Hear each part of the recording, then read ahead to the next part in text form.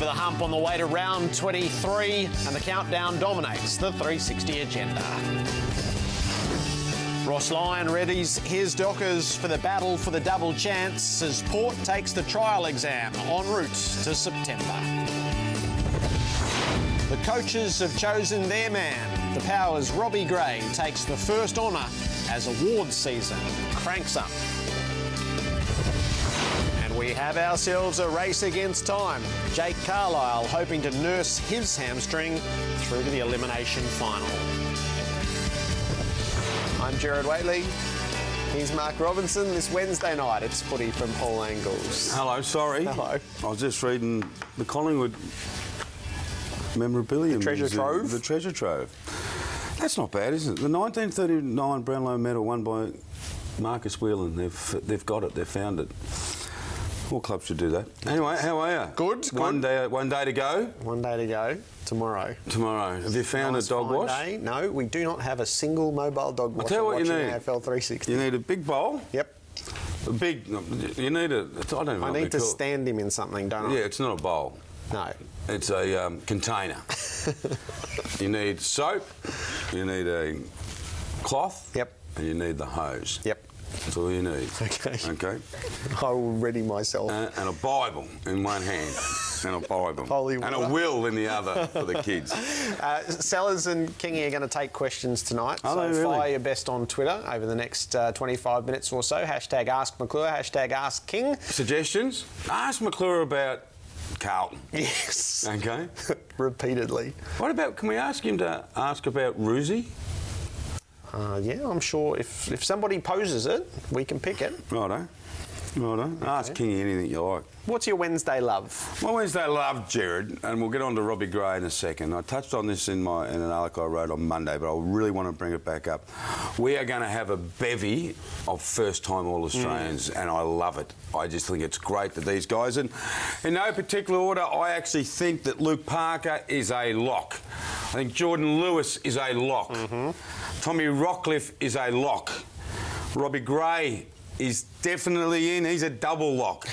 And as well, just a defender, I reckon Michael Talia is definitely in as well. And I think there's going to be more. Daniel Talia? Sorry, Daniel Talia. I think there's going to be more. Now, Carl Hooker might be one of the defenders. Eric McKenzie may be another. I thought for a while we had an All-Australian selection panel who used to mark them over a couple of years. Yes, yeah. And I kept on wondering why. It's not All-Australian 2-2-2-3. It's All-Australian of that year. And I just think this year we are going to go bang, and we're going to have perhaps 8, as many as 8 first-time All-Australians. Cool. And I think that's going to be really, really exciting. Well, we'll be there on the night, as we have been the last couple of years. We're at the exhibition building. It is. It's great there, isn't it? Yeah. All-Australian captain, I've got a smoky for you. Yes. Everyone, I think, will think it's Joel Selwood. Yes. I reckon Jared McVeigh, right, who's had an outstanding year, he might be a smoky for the captaincy. I like it. I think he should be in as well, actually. Hopefully, when everybody rolls out their All-Australian teams, there'll be tremendous variety rather than consensus. Yeah. But it's like the Brownlow medal this year. Yeah. We're having a great year of uncertainty in the awards and the All-Australians. I can't wait for September. It's not that far away. 4 days. What's your love? You know I love derivative thinking. Just a bit of imagination. Just explain derivative thinking for those who don't know. Something outside the ordinary. I knew what it was. I just wanted everyone else to know. So there's just a hint that the AFL is finally prepared to deal with its fixture in a different manner. And I know there are the unimaginative people and there is the conservative view that they shouldn't do this, and we must drown them out of this debate. Let me show you. So the idea, Robbo, put forward is that do I need a coffee? Do I need a coffee in Australia? You might. I'll sit back. Everyone would play each other once. This has been my long-held view that you only have to play everybody once for it to shake out. Yep. This is what it looks like this year on the first meeting of every team, and those collections were finished last weekend. The top 6 is exactly as it is now. As it is. The Swans are game clear of Hawthorn and Geelong, Fremantle and Port Adelaide locked together, and North clear and solid. The middle bracket, the only change in the whole ladder here are the 3 teams. Collingwood up 1 place, Gold Coast up 3, and Richmond down 4. But this would be the same challenge to fill 7th and 8th. of which Essendon is now locked in. They wouldn't be in this scenario necessarily, but you would play the 5 remaining games against those in your setup. In your bracket? With 2 to play finals. And then the bottom 6 are the also-rans, of which there's merit in continuing to play those games, but they're not figuring. It doesn't matter how long you play for, they're not going to figure. Jeez, that could be a tank fest, that bottom 6. This can shake out with teams playing just once. Now, if the AFL's obsessed with playing 22 rounds, as they seem to be, yes, then you play all those in your division again. No, I think it's a great idea. 5 on the way. Yeah, I think it's a great idea. Well done. Did you think of that yourself? Yep. I do this every year because I reckon you do it when you get home. am. Every night you work on something like this. But every year it looks the same. I think it's a wonderful idea, and I know you're not the first person to think of this. No. But look at that. And it gives the middle bracket. I mean, if say Carlton and Richmond are fighting for that spot. Richmond can then, Carlton can still fight for that final spot in the middle group to try and get into the final. You understand what I'm saying? Yep. And the Western Bulldogs could possibly sneak in. So Richmond can go on the same run as they're on now and still grab 7th or 8th by playing those teams in their own zone. Right. Has it got to 8:30 already? Is that a big opening? Yes. That's what you love. Hang on, that's your Wednesday love. I really wanted that as the top of the agenda, but there are other minds than mine. I don't know, I've said this a couple of times, you're an animal. The top of the agenda is the race for the double chance. Fremantle, who I think in everyone's minds are premiership contenders, are not quite locked into the top 4 just yet. They'll be doing it for real on Saturday against Port Adelaide. And Ross Lyon, his modus operandi, his theories here, he's turned all race car driver on us. The outcome's really sharp because it's the end of the practice period, really, isn't it? You're just trying to get a grid position.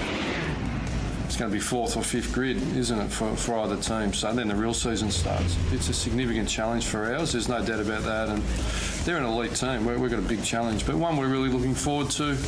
We know our best is good enough, and we feel we've been improving. I thought it was a significant performance in Brisbane. We come in good shape, and we're excited by the challenge. You'd rather finish 4th than 5th. You'd rather have a double chance than not. Jerry? Was I on there, yeah? You like that analogy? I do like that analogy. He's right. They're going to finish grid 4, grid 5, and we'll start the race, and you get off to a flyer. Mate, if you get off to a flyer, anything can happen. Yes, so the question over Pavlich was if he trains tomorrow, he plays, and if he doesn't, he won't. So Ross Lyon boiled it down simply. I want to ask you about the difference for Fremantle between 4th and 5th. Does it tip them out of premiership contention in your mind? No, if it they doesn't. Finish 5th? No, it doesn't for me either. It doesn't. And even if Port finish 5th, I don't think they're out of premiership contention as well. I think the Swans and Hawthorn, where they are. And then there's the next group. So someone's got to get up and challenge them.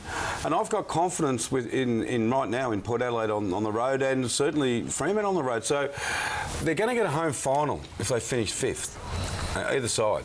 And I'll be probably picking the team I'll be picking that team, whoever it is. Yep. Fremantle or Port. So then they go on the road. And then you're on the road. And then we go on the road, and then it all starts. I think it'll start second week of the finals, unless there's a major upset. There may be. Who knows? I know we've said it. He'd want to get up for Pavlich. I just can't see. I can see it, but it would have to be a quintessential Ross Lyon performance. I know they wanted to add goals, Jared, but it would have to be a quintessential Ross Lyon coaching performance and team performance to go on with no Barlow, no Fife and no Pavlich. I don't think they're going to say, let's go on a shootout. They're not even going to do that anyway, because they'll probably beat them on that, because they're such gung-ho Port Adelaide. So this will be a magnificent victory for Fremantle if they get up.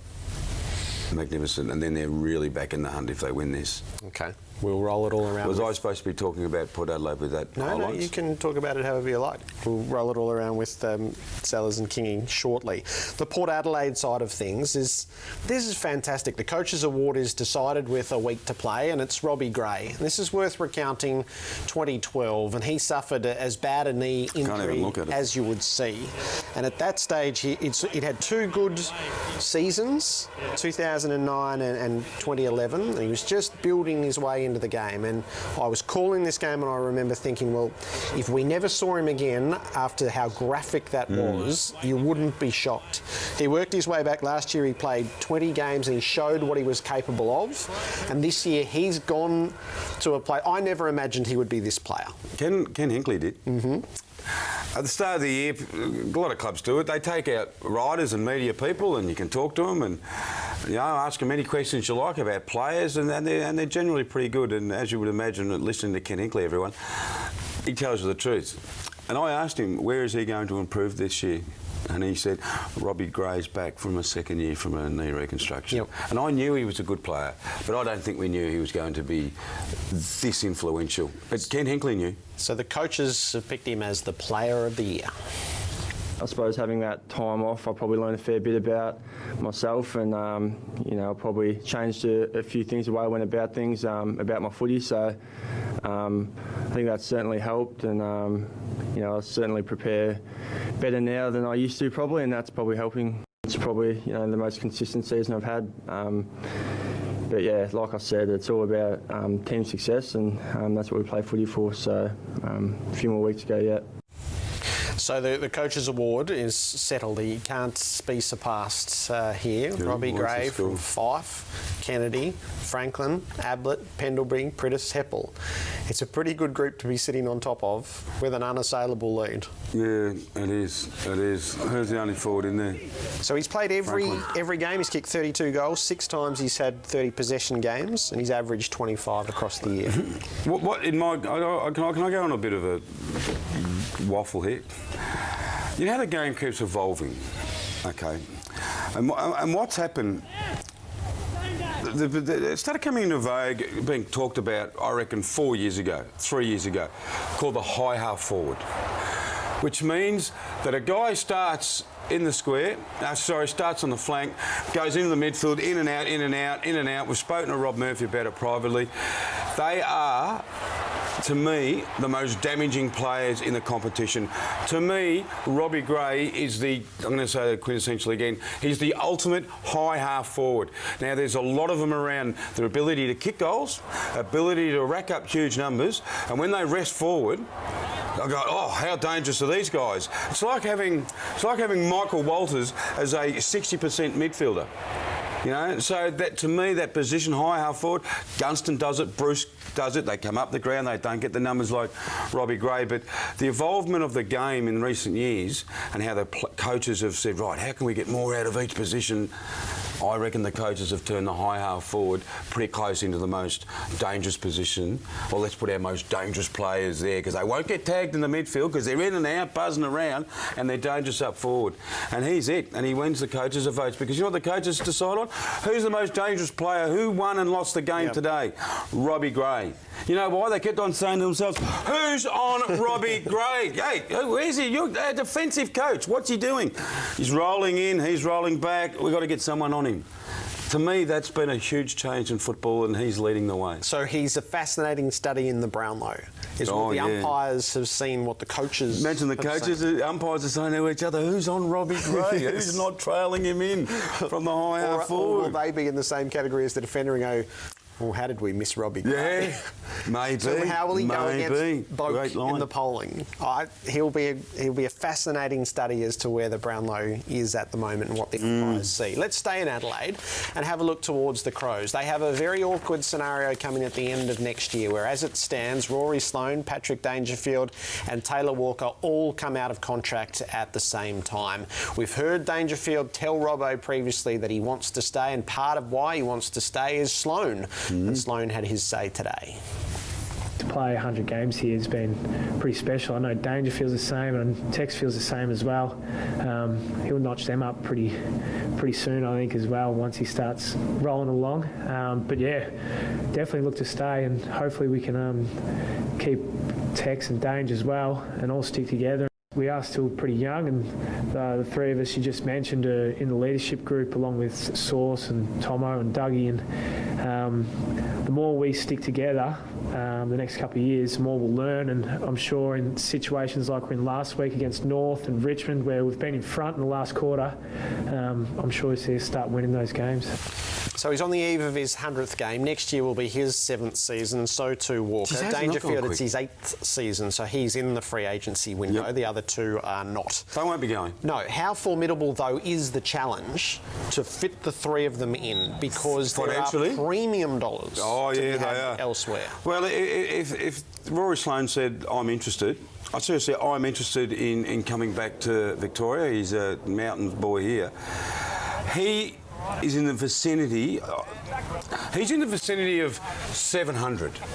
Okay, 700. He's not 900 or $1 million, but he is. You're playing middle, and you're playing middle for the next 8 years. Yeah, I'm happy with that. No problem. Tex Walker, I don't know if he's on that money. He could be, and Dangerfield should be or could be. I think he's had a poorer year this year than he has last year, but he's in the 800 bracket. I think he's a better player than Sloane. They're different kind of players. One's a match winner by electricity, and the other one's a match winner by grinding and fighting. They're both highly influential. I just thought of some more high half forwards. Can I read them out to you? Sure. Steve Motlop. Yes. Right.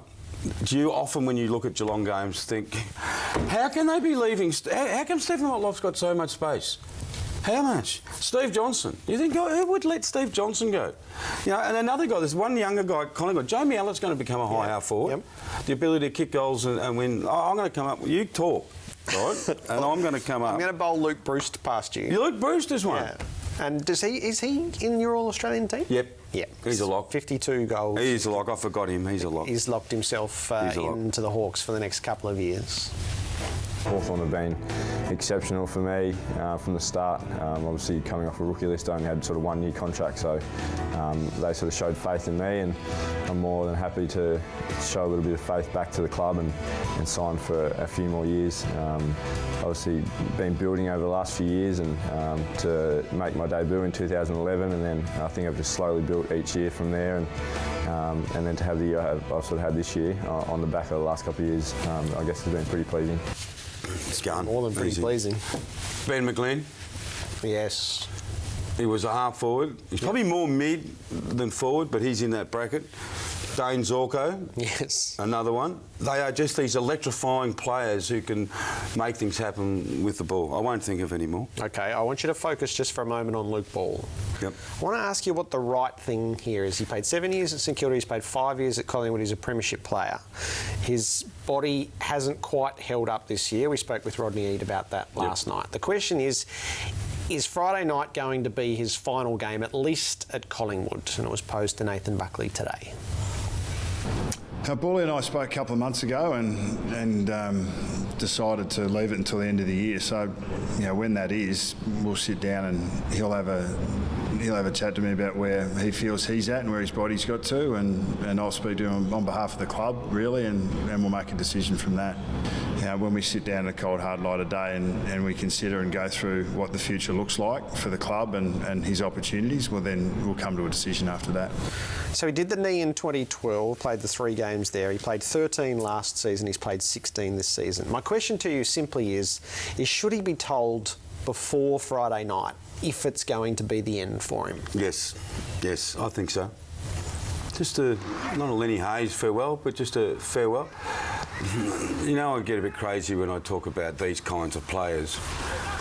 If it is Luke Ball's last game, I don't want it to be announced after the game or on Monday at exit interviews.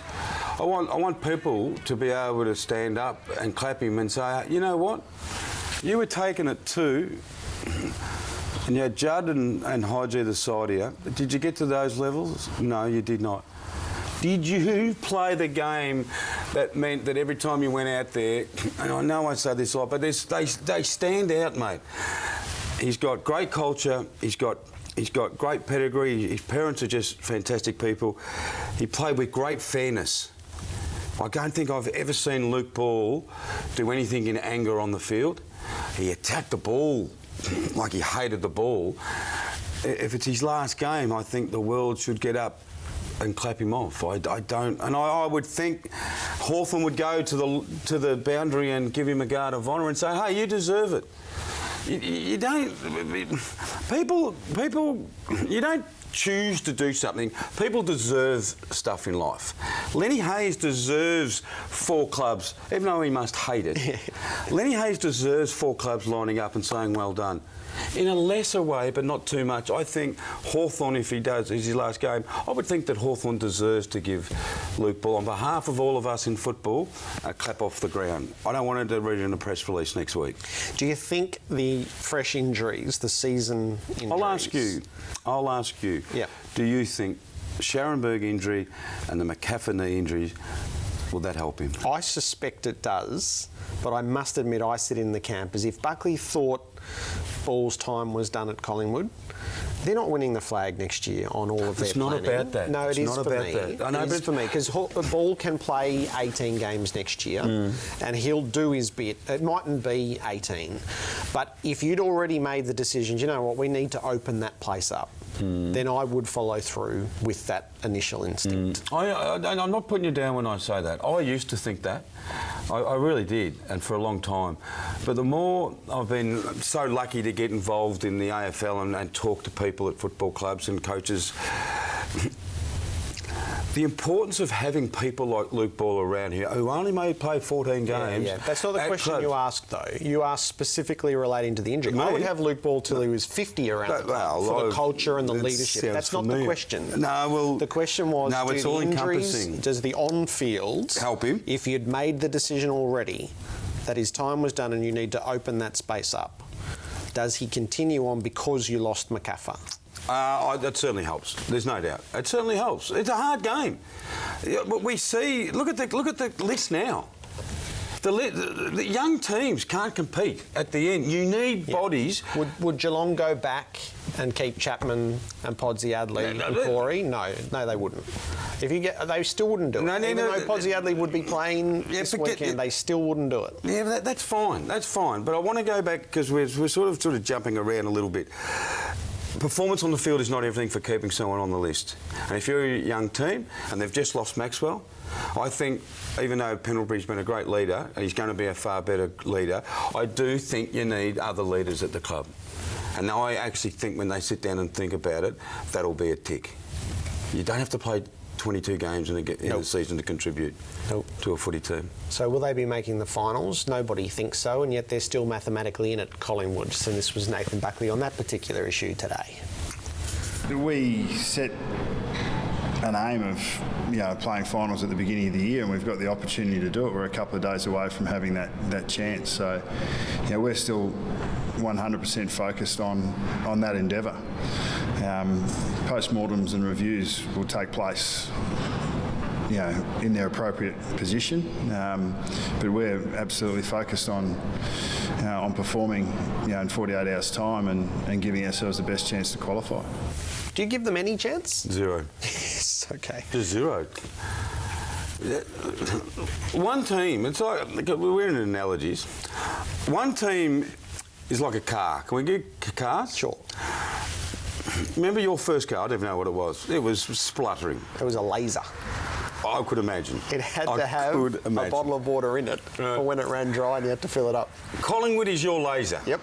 It is spluttering. Hawthorn is like a Ferrari and they're tuning it up in the shed saying, let's get it out there and see how fast we can go. This is 100. If this game was over 18 minutes, I would give Collingwood a chance. But it's over 120 minutes, whatever it is. They just can't compete that long. They just can't. They will give everything they've got because that's what Collingwood try and do every week. But skill will get them, momentum will get them, the energy levels will get them, and the kids will be going, looking at these Hawthorn boys going, God, how good are they? And won't then happen. Every final series needs a race against time, and you end up with a few along the way. Jake Carlisle is the first nominee here with the hamstring injury from training yesterday. And we always think of hamstrings as 21-day injuries, but Carlisle's scans were better than that, and he's still expecting to be there on elimination final day. It's not as bad as we thought, which is really good. It's just going to miss this week. Rest up and do everything right, and hopefully be back for next week. Just overstrided yesterday at training for a footy and marked it, and yeah, just it's good that it's not too bad. Obviously not great timing, but you're confident then that you'll be back for that first final. Yeah, very confident. I put all the faith in the physio staff and Reedy as well, because he's a good doctor, and I trust what they say, and it only will be a week, so it's positive. Well done, Essendon. Sending him out. Yep. A lot of conjecture yesterday. Put him out, tell the people, get back in the club and we'll work on your rehab. It's good, it's great. That's what clubs should do. It's a better result than it might have been. Oh, Because well, as soon as hamstring and training comes through, that's 3 weeks as a rule of thumb. So when straight away you extend it, Jared, to saying, right, OK, how's Essendon's finals prospects now? Where does Michael Hurley play now? Does Tom Bell-Chambers come back in and take Ryder away from the ruck, who's having his best season and most influential season? Because Bell-Chambers is not a good a forward, we put Ryder in the forward line and ruck Bell-Chambers. It just messes up the whole dynamic of the group.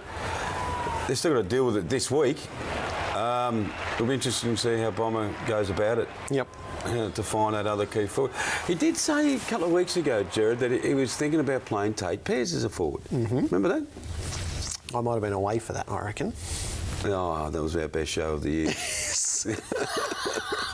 That was not me and Uddo.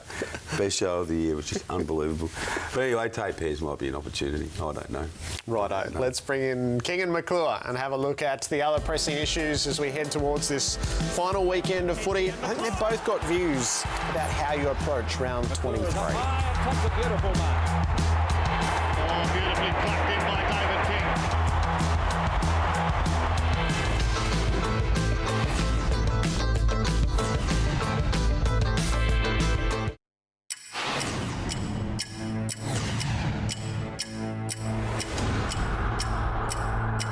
Right at this point in time, we're feeling pretty positive about the night, but it was a step forward in our preparation. We'll learn some things from tonight, so in that respect, it's kind of mission accomplished a little bit. It's a fraction surprising, but I probably should know by now not to be surprised by it. It's happened right throughout my time here at Geelong. Internally, we have acquired confidence.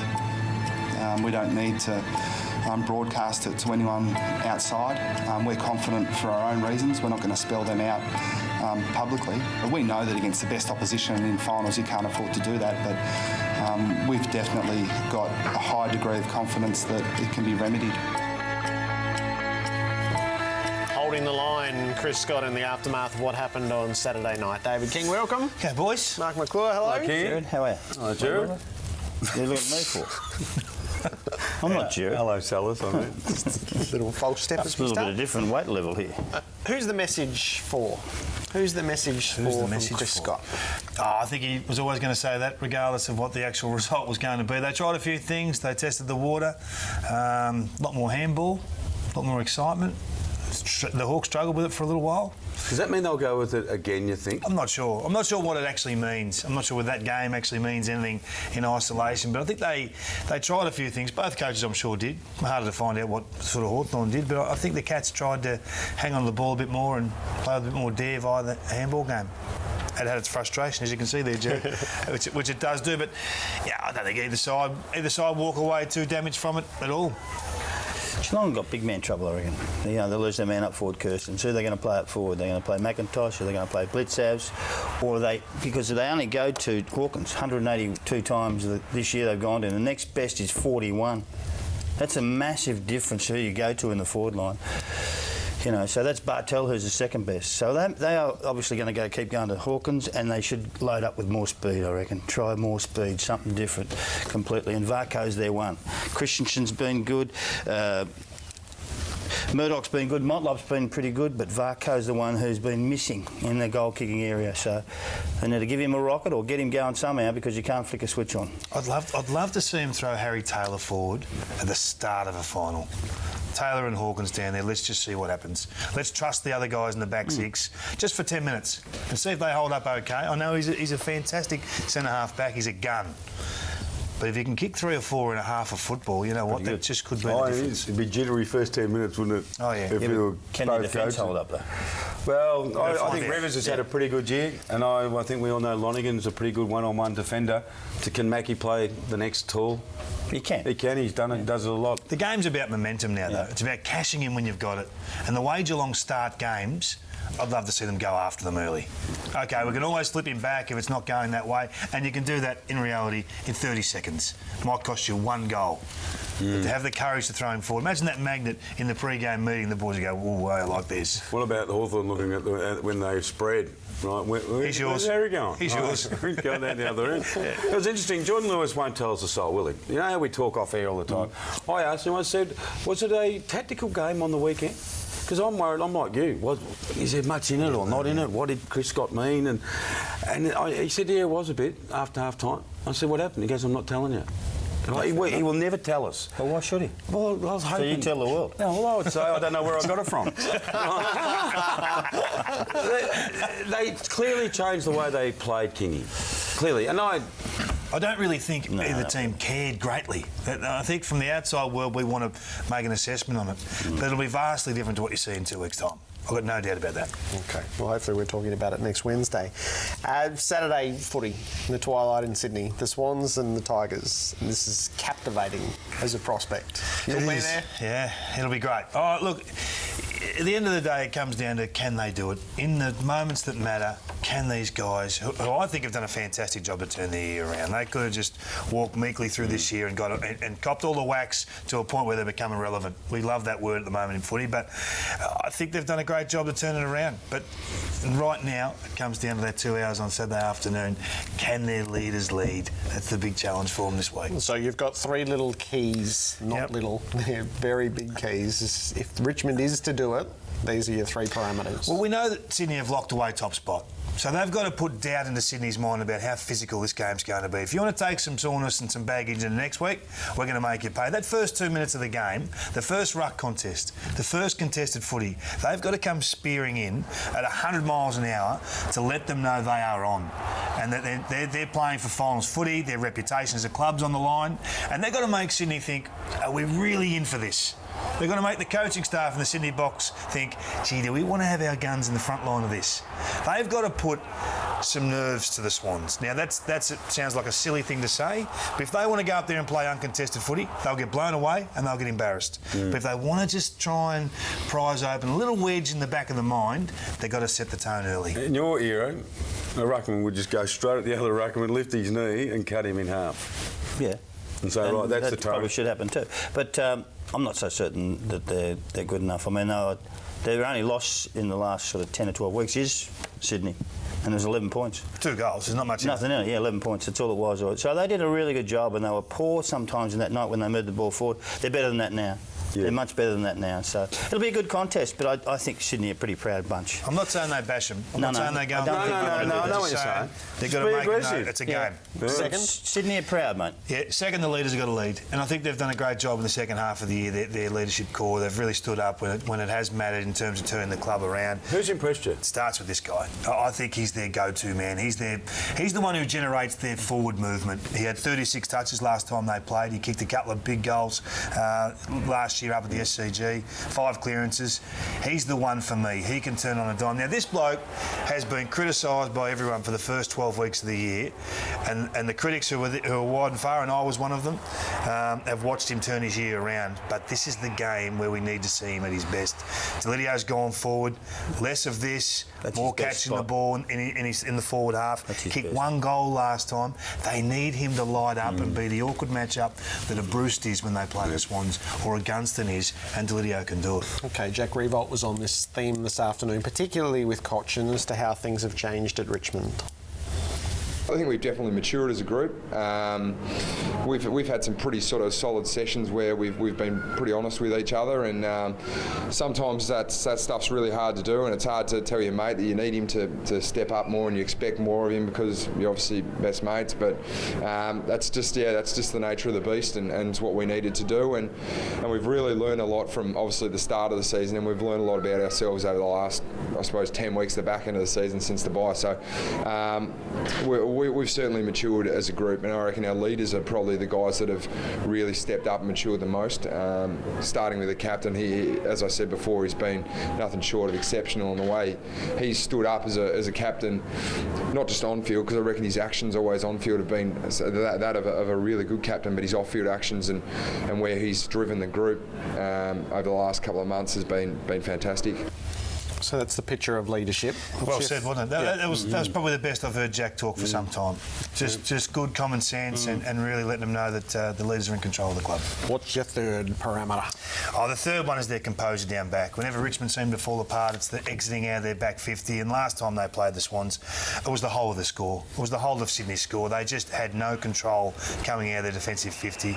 Swans didn't score from centre bounces, didn't score from defensive 50 counter-attack at all, didn't score from interception down back. It was all this. The bulk of their 9 goals, or all of their 9 goals, come from these sorts of errors. You can't make these sorts of errors in the biggest game of their life, which is this weekend. It'd be a fairy tale story if they got there, wouldn't it? Yep. I don't think it'll happen. They can do it. They can do it. Of course they can. Anyone can do it. But they're the best side in the comp, so it's going to be difficult for them. So we'll see what happens. Okay, Fremantle and Port. Robbo and I are of the view that even if Fremantle finished 5th, we wouldn't take them out of premiership contention, despite all the conventional wisdom we know about the top 4. But you want the double chance. This is for keeps? It is for keeps. It is. But I doubt if we'll see them kick 17 goals this week. They'll be very defensive in what they do. They've got 3 blokes. Pavlich is 33 rising, 33 in December. And so is McFarlane, 33 in December. And Sandlands is 32. This is their last dig at it, I reckon, if you actually think about where they're at. Will they risk them? Are they a certainty to play? I don't think that Ross will risk anybody in this game. But he'll certainly show them in the first final, wherever they finish. You reckon he'll rest players this week? No, he won't risk them. Risk them? Yeah, risk them. He will not risk them. So, but they're going to play against a side who runs like blazers, goes flat stick from start to finish. This would be a very interesting game. I mean, they've got some guns back, and Valentine and Walters have been sensational for them, but they haven't got a forward at all. Main's probably their one that's there, and that's it.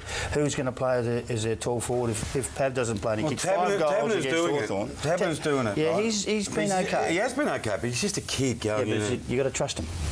Yeah. Do they trust him? I think they've got the best small forward pack right up there at the moment with the Hawks. If Walters and Ballantyne, as we did a couple of weeks ago against the quality side like the Hawks, Ballantyne back in, I just think they've got the wild card mix. I'm different to you. Yeah. I think that they get you, they outsmall you.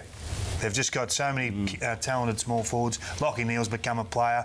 We realise they're without a couple of stars in the midfield, but this is a must-win for them.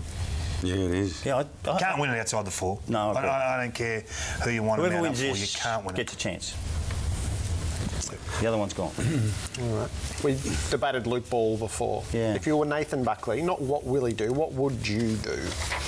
Would you keep him on for another year? Well, it's an interesting round, this, because the last round of the year is always one that shoots people out and saves their lives, and it happens with lots of people. Luke Ball's probably one of the ones who are in the gun in that area. But I was just thinking about before the game that there's 3 or 4 players there: Hawthorn, Spanger, Langford, and Segler. Their first time they're going to play in a final. Are they going to play in that final? This week may tell that they may not, because they may perform poorly. And then you've got Cunningham and Mitchell at Sydney, who are young. Cunningham's probably a lock-in, but Mitchell's not. And then you go to Taberner and Silvani. Are they going to hang in? I don't know. It's all about the last round. And then you go to the ones who aren't in the finals, which is Pies with White, Ball and Young. What happens to them? Where do they go? What do they do?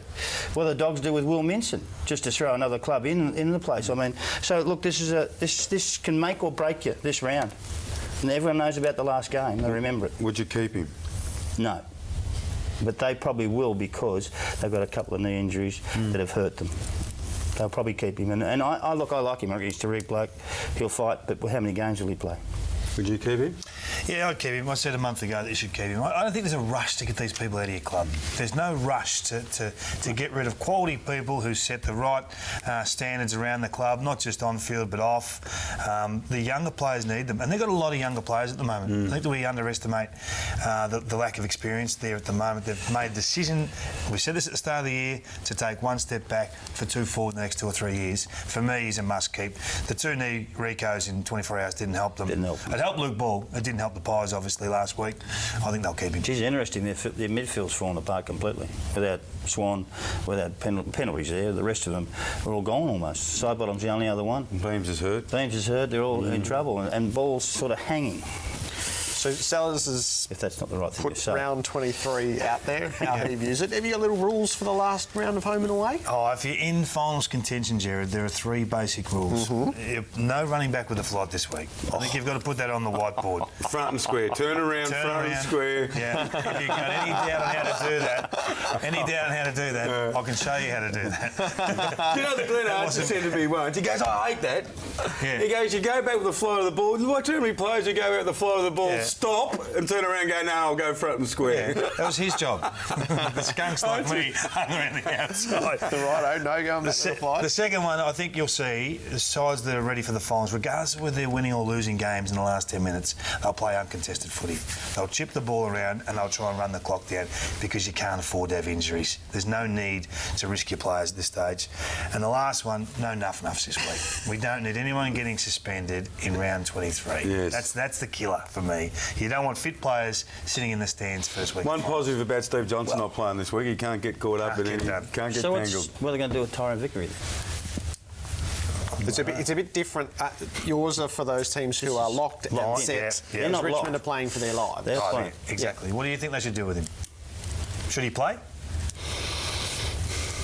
For one reason only. Oh. No. What do you think? What do you think I'm thinking? You're going back to the 70s. Hey, that's you're kidding yourself. Oh, what's the one reason then? Don't say you can mark. How are you going to lie and get out of this on national television? You're going to take that on notice?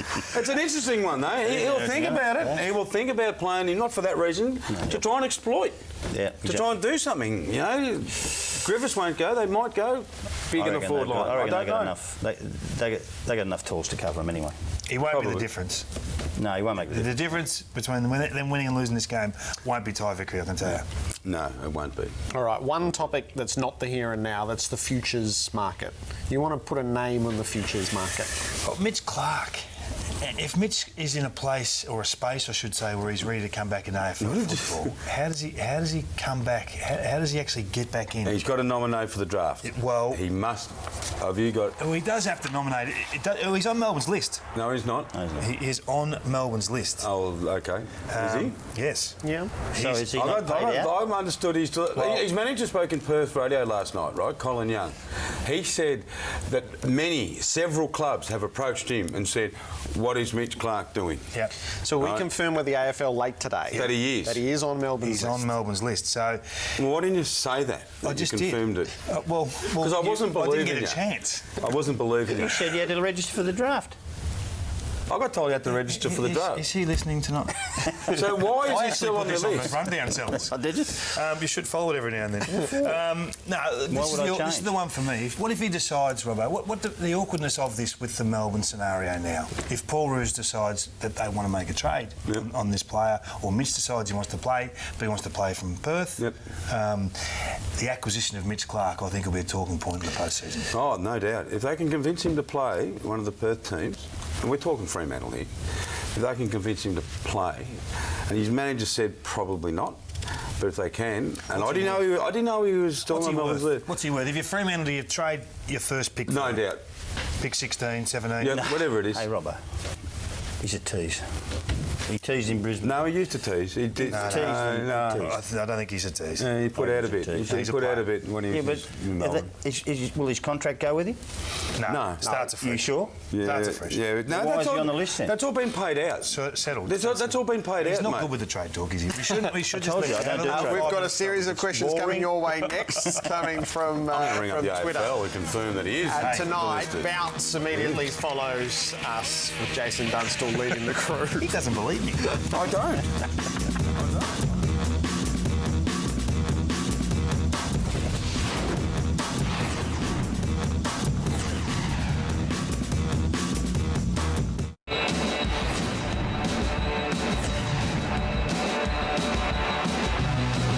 Running with a bounce, kicking the ball forward to White. He's in the perfect position for him. Running hard, going for goal. And there's the slingshot. One end to the other, eh? That's what they were doing in the first 11 rounds this year. White's the target. Will he gather before the line? He can. He runs. His right boot kicked the ball. It's a good one.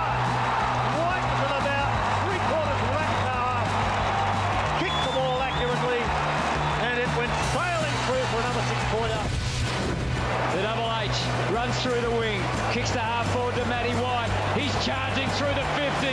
He can kick it to Schultz. Oh, Montgomery's head for another goal.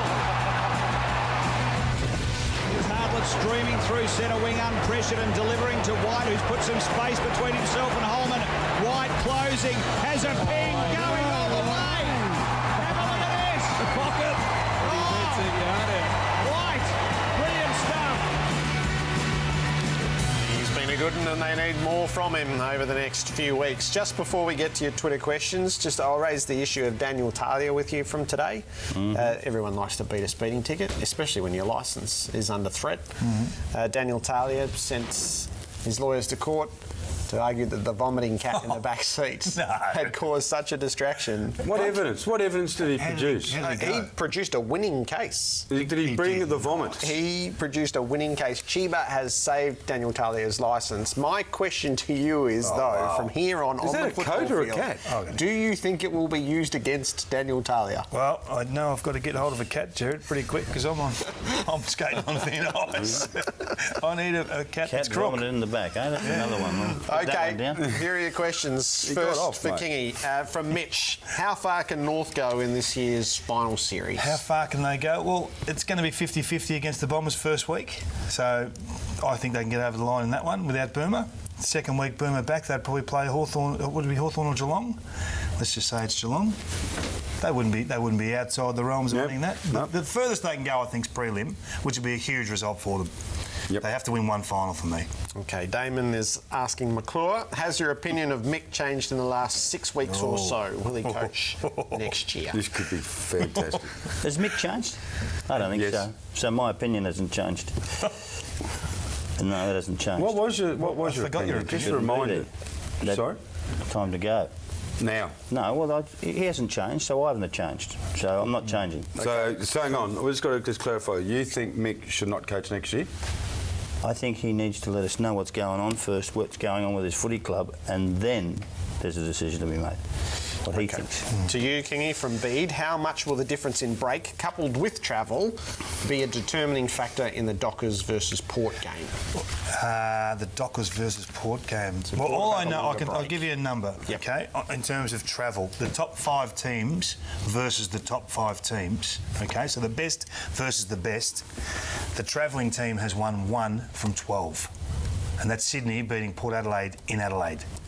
That is it. I'm going for the Dockers. So if you just go on that fact alone, and don't worry, that will carry through the finals as well. Okay. This is from Mr. Yeah. Simple question. How Mr. would Rabbit. you use... Mr. Rabbit. Mr. Rabbit. Yeah, sorry. I like those questions. Yeah, good. Was it? Simple question. How would you use Revolt, Griffiths and Vickery in the Tigers lineup against the Swans? We've got Vickery's role. We know Vickery's role. Must win game, obviously. Well, Vickery can mark it, Jack can kick goals, and the other bloke does what he's supposed to do. There's a bloke there called Buddy and Tippett he can work out pretty quick. No, I don't know what he's going to... I don't know if he's going to fit in. I think they'll take him. I think they'll take him along. They may use him as a second ruckman at times and up forward at times, but I think Griffith's been pretty good. He has. He's been fantastic, so I think that he should stay. So does he go to the expense of this guy? No. I don't think so. Okay, from John to you, Kingy. As a player, would you prefer to play or be rested the week before the final series if the result didn't matter? I think players always prefer to play. They always prefer to play, and I think the coach's job is to actually protect the player from the player. Put him in positions where he's not going to hurt himself, or the percentages are less, put it that way. I'd love to see Luke Hodge at full forward this week. And Burgoyne at full forward. Cash makes us play as well. Cash? Match payments? Match payments, no doubt. Who wants to give up 5 to 10k on a... I don't think Hodgie's on match payments. No, not everyone. Tommy sent this for you, Sellers. What's the point of signing Jared Waite to another deal? Oh, good question. Well, some players like to be... it'll be his choice in the first place anyway, so he has the choice to whether he stays or wants to go.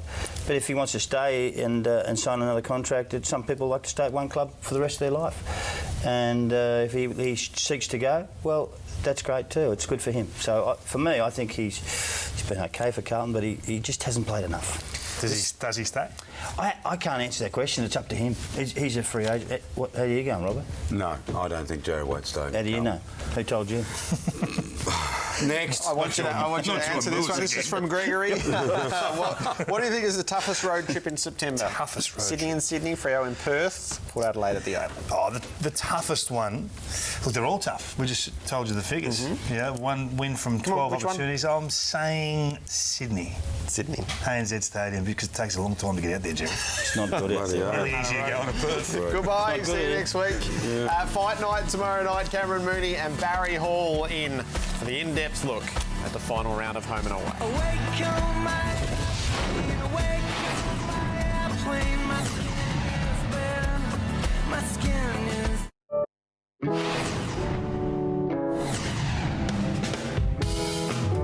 Tomorrow night at the 360 decks, Nick Del Santo stops by, first-year Kangaroo, heading to the finals. They've got one to tick off before he resumes hostilities in September with a new club. Our little fight tomorrow night. Great to have him. Our little fight at the break rattled you then.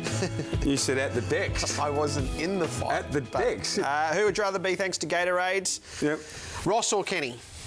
Right.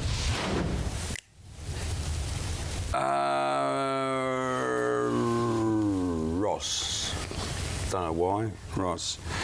Who would you rather be? Did you watch the tennis overnight? You would have. Yes. Roger Federer winning. Michael Jordan was there. Who would you rather be? Michael Jordan or Roger Federer? Oh, that's good. The selfie of the two of them. I think I'd choose Federer.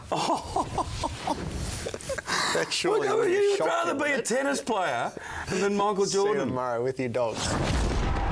This has been a Fox Footy production. A proud member of the Fox Sports family. An incredible season comes down to this.